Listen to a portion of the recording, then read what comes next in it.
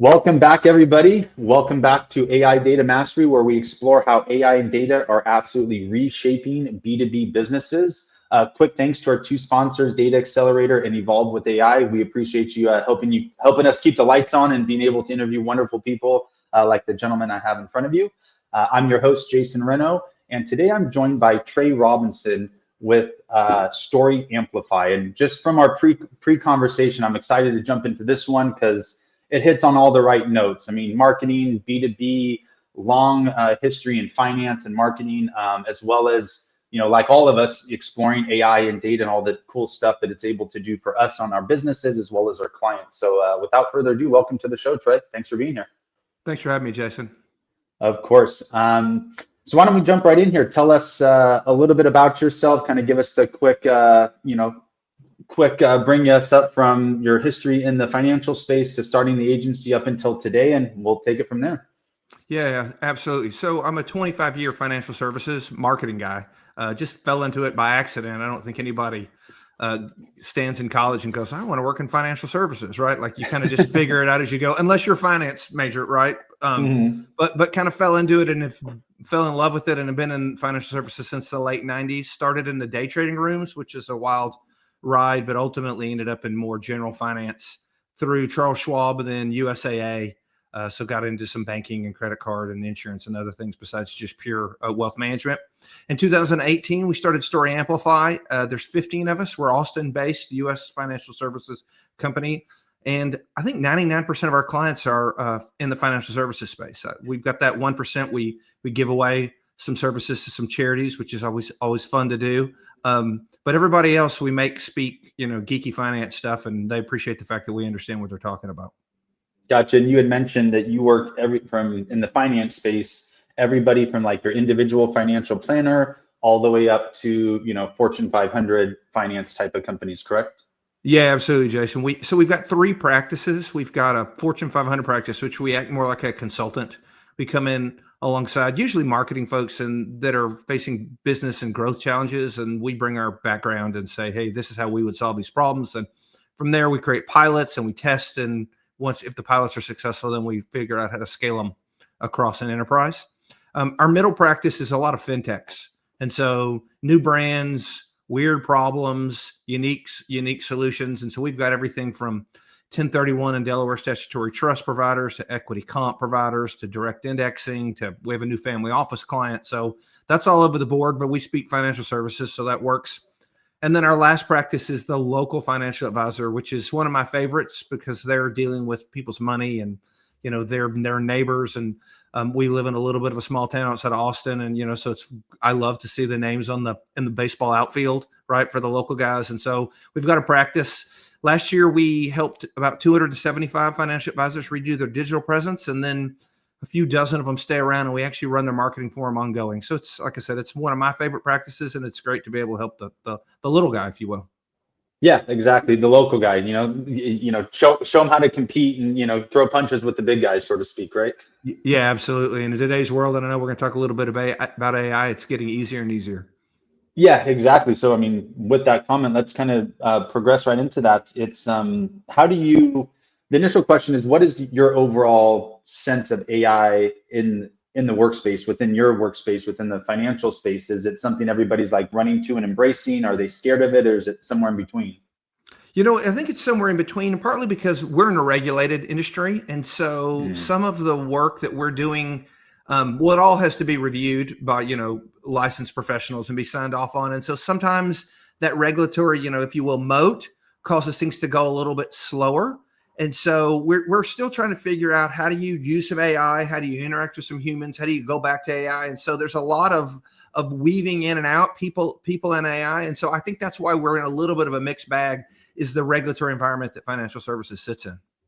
That's actually a really good point. We were talking about this, last week when I was interviewing another consultant, where that's where he was saying is the biggest hurdle. He's in the healthcare space. So you have HIPAA and everything else on top, PII, HIPAA, and all those other, fun acronyms that the government throws at you. But it's like, where's the line where you can't just dump all your data into AI, into this open AI, open source AI? You have to, how do you segment it and give AI enough information without giving it the PII and the information that you can't give it, and setting up those procedures correctly and systems correctly and having checks and balances. It's a little bit different in the finance or healthcare space versus, your local plumber or, somebody, your manufacturer making aerospace parts, right? I mean, they have different regulations, but in terms of the regulations we're talking about, that's where I think AI is going to, I don't want to say still has room to grow, but there's still a lot to kind of sort out of how it's all going to work out, correct? Oh, 100%. And I think it's different even within our industry. So we have a new client. They're called Provost. They're going to launch here probably in a couple of months. We're working on their brand right now, Provost AI. And they deal with family offices. And so that's the ultra high net worth, right? We're talking about 50 million at a minimum, right? And so the level of security that they're thinking about is defense level security. We're talking about localized models running on machines with high encryption in transit. And right, we're talking about, that's crazy expensive. Some of these models are, $5,000 a month to host, right? That's not, exactly. forget about making money on top of it. We're just talking about nothing has even happened yet. That's right. That's just the infrastructure. But if you're talking about a family that's worth 100, 200, $1 billion, and they need AI to help them understand their business structures, their own financial needs, how different entities are dealing with each other, how maybe the second and third generation are interacting with the entities. Those are very personal things. And so they need that level of security. And like I said, we're calling it defense level security because it's literally encrypted the entire time it's in transit and only accessed at the very local level. But that's a way crazy use case, way out on the edge because of who the client is. Gotcha. And then what about more like on the local level in terms of like just using it to emailing or client research or, that type of stuff? Do you see your clients embracing it and starting to use it more and more? 100%. I would think in communications, it's the adoption curve is we're way up the adoption curve. Maybe that's a better way to say that. Especially when we're talking about, hey, you're a family who's in this age range and dealing with these life event situations. What are the typical responses to those types of things, right? We're not talking about very individualized financial data. We're talking about life situations or typical, maybe challenges that they get into or advice they're looking for. And so, what's a great example? Like, what are the best ways to save for college? Or, what insurance coverage do people typically use as they move into retirement? Like, those are great questions that people ask all the time, but they don't have to have your PII in them to get an answer because it's very life staged as opposed to individual related. That content is being created wonderfully by AI. Now, we're still seeing the need to have a human make sure that it's right? Like everything's not perfect yet, but it's getting closer as the days go on. So that level of data and those levels of communication, we want them tailored to the individual, but they don't really need a high level of privacy. Well, so that goes back to like, what data do you use for AI and what don't you use? So like, sure. Yeah, it's saying like, hello, Jason, I noticed you lived at 123 Main Street, which addresses are typically public, or, you have some sort of other, what is public and what is private. So reference 2 or 3 public points, but you don't have to say, hey, Jason, I know you have $175,000 mortgage balance and you have $45,000 in debt. How can we help out? Like that type of stuff. Yeah. So it's finding that balance of, what information can I put in there that's still public information that I can, insert those dynamic variables to make the email look very customized and personable, without, getting ourselves being the companies or the consultants helping them in trouble, right? Yeah, 100%. And I mean, to your point, what's PII and what's maybe persona based versus what's private? Yeah, to me, that's a great way to think about those lines. Yeah, we had an attorney was saying it's just like basically like the simplest way is, what can you find on Google? What can you publicly find on Google or that's already in AI within a few minutes or within a few seconds versus what you can't? And that's, probably a little more finite than that, but that's kind of like the first rule of thumb. Like, sure. If you can't find that address or you can't find that person's phone number, then that's considered, personal information, that type of deal. It's kind of like the golden rule, right? What I want it done to myself? No. Okay. Then maybe I shouldn't be doing it to somebody else. Right.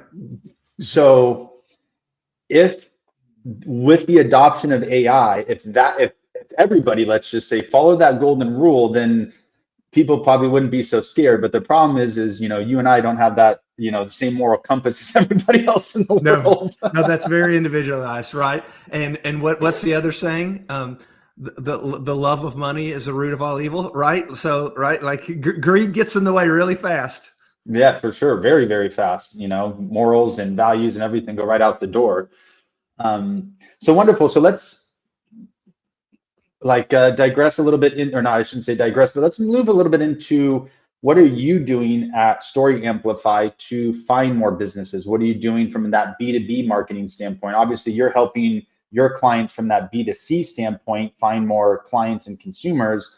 But what are you doing at Story Amplify to market yourselves and generate more business? Well, I mean, I love PR, right? So we do stuff like this, but if we really talk about AI, we're leading into customized outreach. You talked about that just a second ago.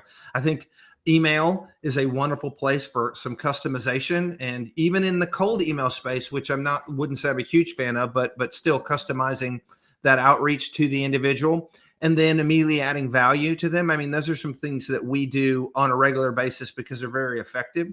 On the other side of the world, we do a lot of partnership work. And so in our space, an individual financial advisor is part of a network or part of a group or part of a compliance solution. And so we do a lot of work at the macro level, at the supplier level, to be referred down to the individual business. And so we have two sides, like I said, a cold side and what you would consider a traditional email outreach side, and then a very heavy partnership side.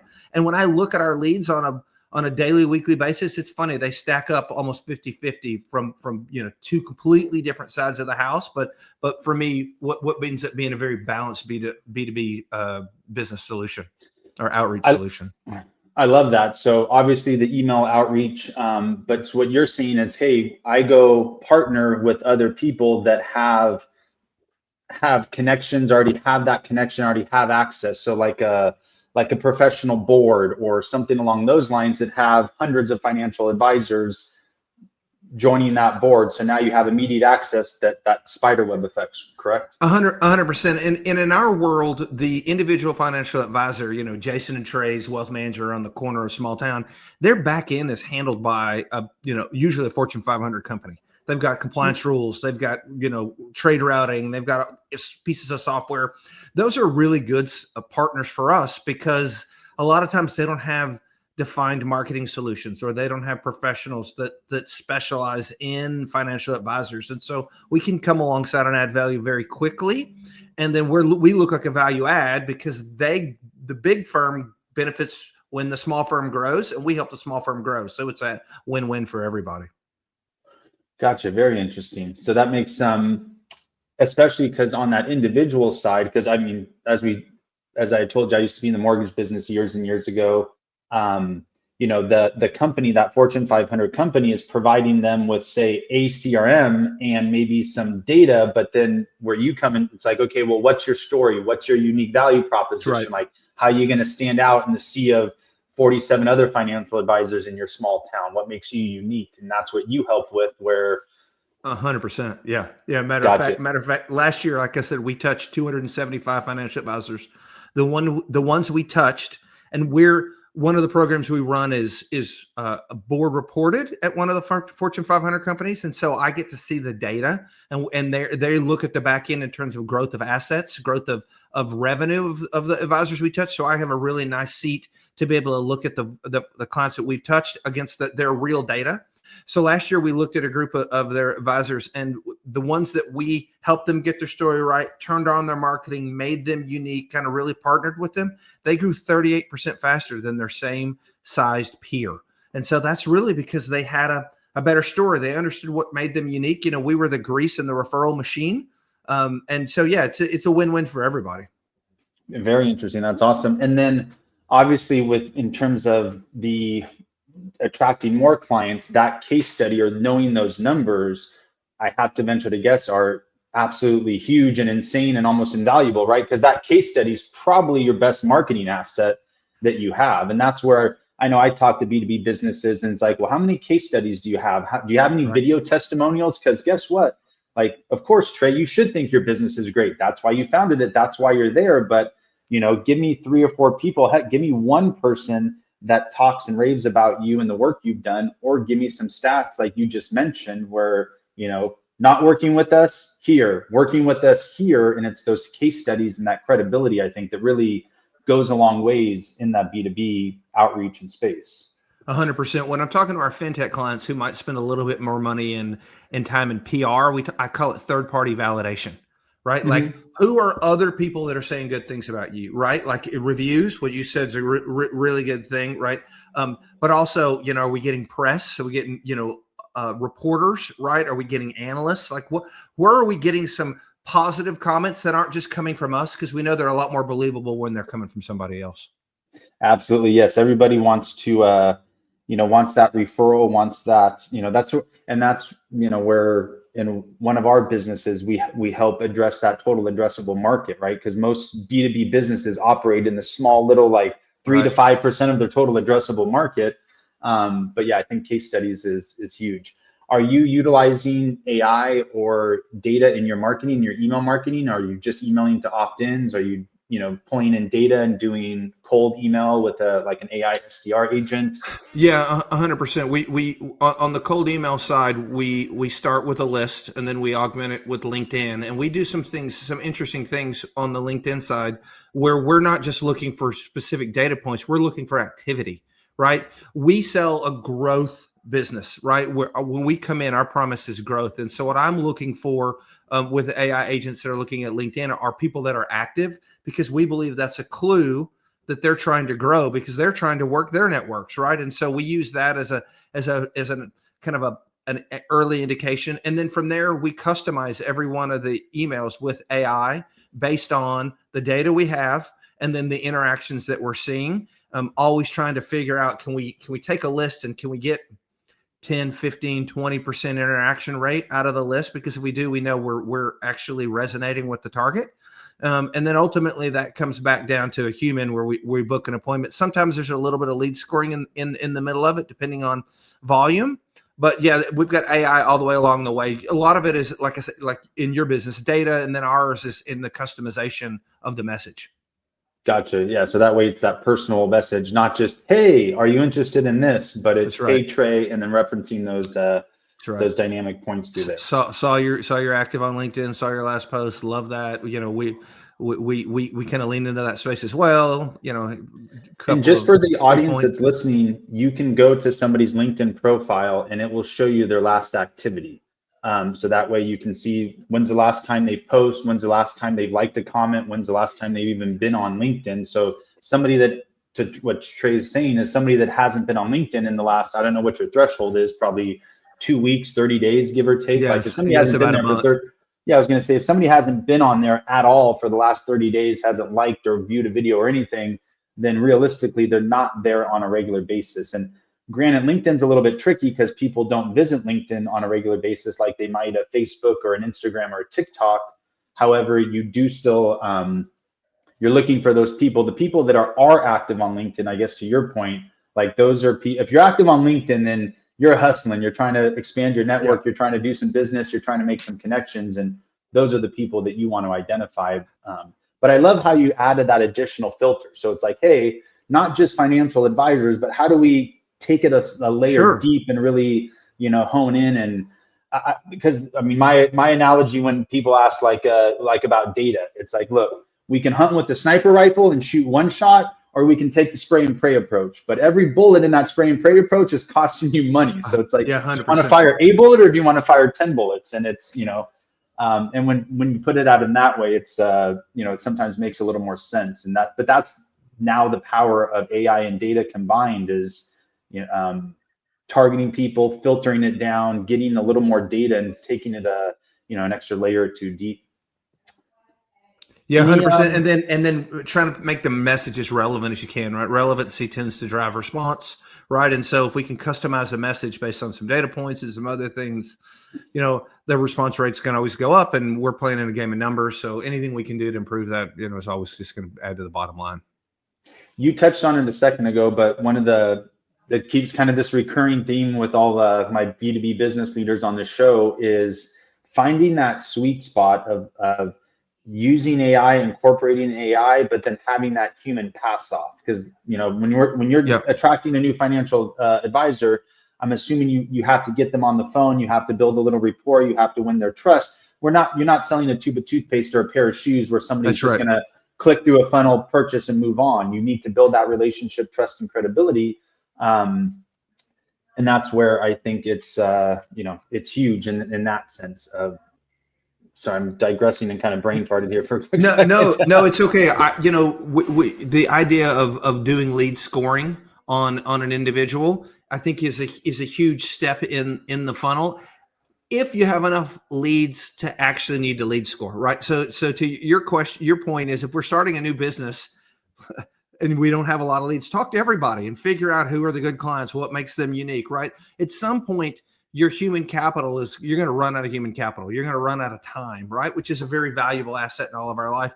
At that point, we need to start to be a little smart on who we talk to, right? And so to your point, well, let's lead score those people and see who's our highest likely to convert and spend our human capital with them. Even to the point, if we have junior sales reps and senior sales reps, how do we put the most valuable leads to the most valuable human time, right? And so I think as we think about adding AI and humans together, there's a lot of smarts we can put in there depending on the goals and the volume and the sources. But I would encourage everybody to always continue to customize and test and learn, because every scenario that I've ever gotten into, I've learned something new by, testing and learning. Yeah, testing and learning is huge. You're not going to hit the nail on the head the first time, but yeah, sorry for picking me up there, but yeah, that was you got the gist of the question. Is when does AI stop and the human interaction come in and take over that relationship? Because we had one guy on the call the other day where he's like, yeah, as soon as the AI can get an email, get even a whiff of interest, I want my AI SDR coming in and calling that person. When another business is like, no, I don't even want to talk to that guy until they go through the whole AI SDR system and actually book a call. If they're willing to book a call, then they're serious. I don't want to talk to them before they actually book a call. So it's just finding that sweet spot within the business where you don't like overdo it with AI and lose the relationship, and bridging that gap between AI and that human connection that we need in the B2B space. 100%. And like I said a second ago, I think some of that comes down to your time component. How much time, how many reps, how much leads are we dealing with? Where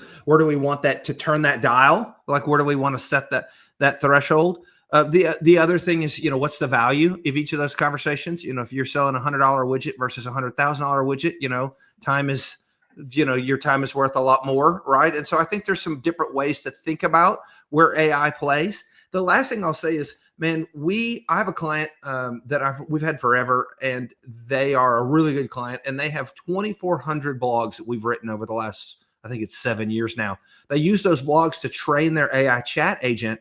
Well, that AI agent's pretty good because it's been trained on 2,400 of their own written blogs. And so that thing is able to take the conversation farther than I originally imagined because of how much data it has behind it and how much resources. And so I think it's very individualized to the AI as well, which I wouldn't have thought I would say 2 months ago, but I definitely have seen a recent use case where a well-trained AI chat agent has taken a conversation a lot farther than maybe my original hypothesis would have led me to believe. Yeah, I think especially in the B2B space, where sometimes you have your B2B owners and leaders so focused on their product or their service or their deliverables that they don't realize even what's capable out there. Like it's not just a generic AI agent. You can literally train that agent and the AI can scan your entire website. Like you said, you can send it 2,400 blog post links or give it transcriptions, whatever it takes. It can ingest as much data as you can put into it.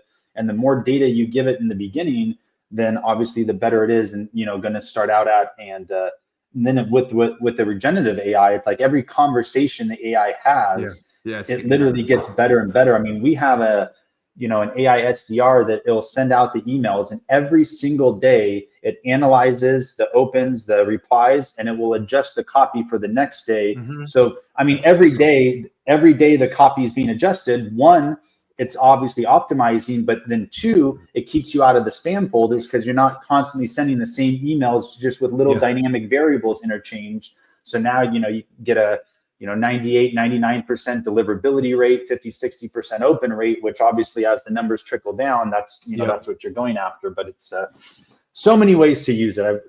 You and I can probably sit here for the next few hours and, chop this up. Yeah, totally geek out on it. That's for sure. For sure. And then what I'm telling a lot of my guests is, it's going to be cool because I'll put this in the calendar and we can reconnect maybe in like 6 months from now and see where AI has gone, and just like, kind of reflect back, and it was just like, Jesus, that, look where it was and look where it's headed now, and, kind of reconvene here if you want to. Obviously, we'll reconnect down the road. But before we sign off here, I always ask my guests, what is your favorite book that you've read over the years? Like, if there's one book in your life that has changed a life, pivoted, shifted you, something along those lines, what book would you recommend to the audience? Wait. So that's a very broad question. Are you asking me about a business book, or you just want the? So I used to say specifically for a business book, but then everybody would grab like a personal development book or something. So it's just, obviously, I'm not looking for a John Grisham, novel or something, but yeah, something business, personal development related. So on the business side, I love Howard Schultz's first book, and I say that a lot. And I can't remember if it's Starbucks for people that don't know. Yeah. I can't remember. It's Pour Your Heart Into It or One Cup at some coffee reference. But what I thought was really neat about it is he broke the book into 3 sections. And I've said this before. The first section is about his startup. The mid-section is about his growth. And the third section is about his publicly traded company. And he's intelligent enough to talk about how he needs different leaders and different people and different process at each stage of that journey. And so I always appreciated his EQ, emotional understanding of how the organization needed to change and how each organization was different. And so that always just stood with me. As I've spent my life going from startup to big company to startup to big company to and I love to move around. And it's always such a good reminder that it's a little bit of a skill set when you're a different reminder.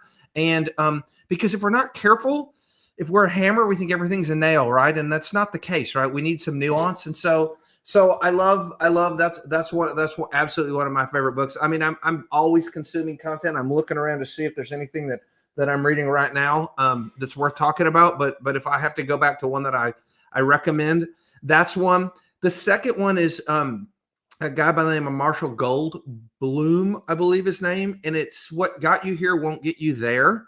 And it talks a lot about the transition from a high functioning individual contributor to a manager, and how those two roles aren't necessarily the same roles.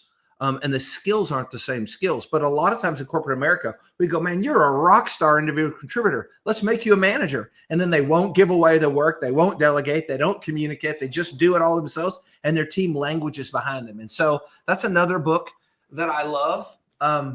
Just because I think we underestimate how hard that transition is. And when I'm coaching younger employees, I always tell them this is the hardest transition you're ever going to go through in your career. Is this transition from individual contributor to manager, because it's a different skill set. And like you said, a lot of people can't do it. It's just like, look at some of your best look at Michael Jordan. Why doesn't Michael Jordan coach basketball? He was the best basketball. I think he's the best basketball player ever. I mean, we can have that debate at a different time, but I mean, why isn't he the best coach ever? Because he was the best player, right? And then you got guys coaching that, I know like Phil Jackson used to coach, but then you got guys, who's the Miami coach? He was literally like the videotape guy with the Miami Heat started. And next thing you know, he's the head coach.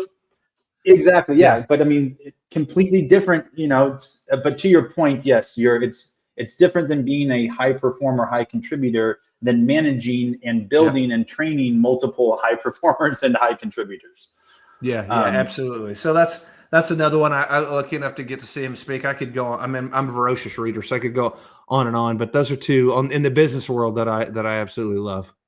Great recommendations. I'll make sure we put those in the description, and so our audience can check them out. But this has been very valuable, very insightful. I mean, to me, the one biggest takeaway here is how you marketed yourself. How you're like, hey, how do I take one relationship and spiderweb it into like 250 or hundreds of relationships with my ideal client? And I thought that was, I'm sure obviously not the first person to do it, but that was a unique spin that we haven't had anybody on the show mention. Everybody's like, oh, we email and we cold call and we try to run some ads, but that was a kind of a unique spin that stood out on the show. And I really appreciate you, sharing your insight and being here today. Yeah, absolutely. They say the riches are in the niches, right? Know what you're really good at and double down on it. Riches are in the niches, yes, and that's something that I can speak from experience. Is tougher, I'm a pleaser, so like I want to say yes. It's like, hey, yes, we can do this, and then you end up being kind of like half-assed at everything, then really good at one thing, and that could really be the death of you, so to speak, or the death of your business if you operate that way. Yeah, absolutely, yeah.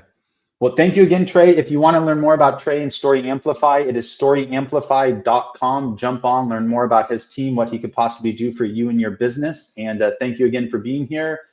Thank you all for everybody listening to the show. Don't forget to like and subscribe. Find us on social media. Once again, storyamplify.com. And we'll see everybody again soon, and tune in for the next episode. Take care, everyone. Thanks.